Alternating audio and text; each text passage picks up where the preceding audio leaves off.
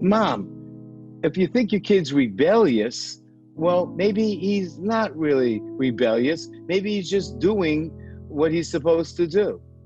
I mean, really, kids going to college are going through a developmental stage, and they're driven by experiences. They're driven by having social experiences, meeting people.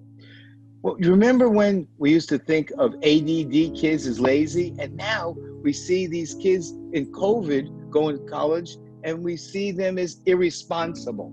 That's ridiculous. I think what we really need to do is understand where our kids are coming from. The CDC says our kids are really in trouble.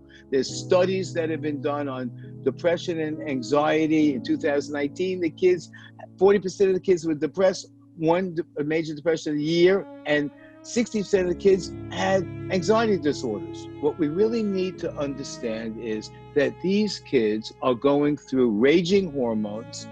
Their dopamine is the highest levels between the ages of 14 and 26.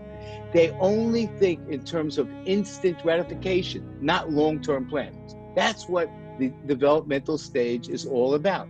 They're suffering from cognitive dissonance, like, should I go to the party? Should I go to the party? And the kids can get really sick. I mean, what happens is it should be a time of consolidating the identity of your child, developing mastery, moving on.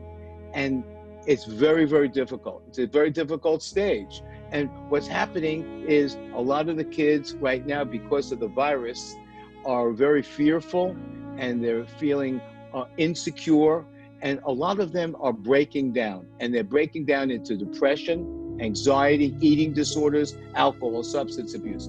So parents, when we're thinking about rebellion, just think about it as a stage. And it doesn't mean your kids are bad. Doesn't mean we have to get annoyed with them because we're frightened. What it means is we have to understand they're doing what kids do. It's in their genes.